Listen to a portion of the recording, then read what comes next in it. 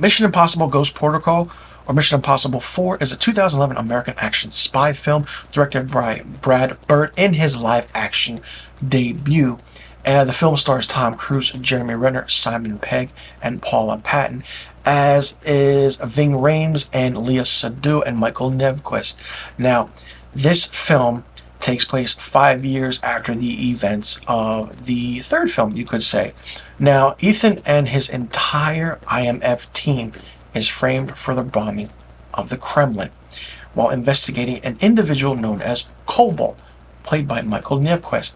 And then Ethan and 3 other agents are left to stop Cobalt from starting a global nuclear war. Now, I do want to say this. This is the franchise returning back to its roots.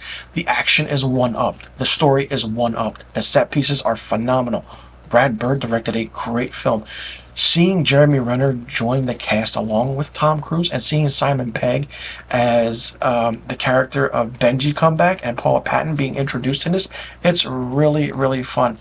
And Ethan and his team must kind of go without resources or backup in a effort to once again clear their names. Or Ethan has to once again clear his name after, he kind of did that in the first film. Now, basically, in a way, Ghost Protocol is a kind of term where the IMF secretary, played by Tom Wilkinson, tells Ethan, like, listen, hey, Ghost Protocol, you have to do things on your own. You're on your own now. And then, once again, it's the aspect of, holy shit, what's happening? The biggest set pieces and designs in this is Ethan Hunt's character climbing the Burj Khalifa in Dubai. Dubai is its own setting and set piece in this, and it's absolutely brilliant and probably the best one. And then you have the whole aspect of the sequences at the dinner at the end, and them trying to stop certain things. The fight scene between Ethan and Cobalt at the end. It's just so well done. Or, it's Kurt Hendricks is Cobalt's name, and Michael Nevquist is really phenomenal as a villain. And seeing how everything happens, and not only that, Jeremy Renner's character in this kind of has a backstory in William Brandt, and he's like a secretary's aide and an intelligence agent. Now, he does have his own scene in this as well, where he has to shut down a certain device, and he kind of does the whole Tom Cruise Mission Impossible Langley scene. And Simon Pegg adds a great comedic relief in this as Benji. Paula Patton is absolutely mind-blowing and phenomenally gorgeous in this, in her role as Jane.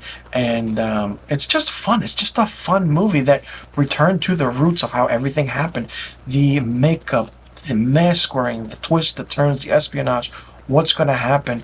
Not only that, Michelle Monaghan as Julie, Ethan's wife, does have a cameo in the end of this, and it just progresses on and on. Now, it's kind of known in a way that this is the first film in the franchise to continue the story in the next few films, where a terrorist network known as the Syndicate is disappearing, and Ethan has to go on with his team and find out who the Syndicate is. The movie was released in December of 2011. This wasn't a summer movie release, and it had a budget of $145 million and grossed close to $700 million at the box office. So this was a true to form release, and it was basically kind of bringing the franchise back to its roots, and it really, really worked. Brad Bird only directed this one film in the franchise. I feel like he should have been directing more films, but, hey, it didn't work. The movie does, the running time is 133 minutes, and it's a fun film. Like I said, the set pieces are great, it's fun, and it's one of those films where it's like, Mission Impossible, Ghost Protocol. I like this. What does Ghost Protocol mean? Well, we do find out what that means. And the whole aspect of the Kremlin and the Russians, things make sense, and it's done cohesively, where if you miss something, you can actually understand it a few scenes later on. For me, Mission Impossible Ghost Protocol gets 4.5 out of 5 stars. Let me know in the comment section below what you thought about Mission Impossible Ghost Protocol.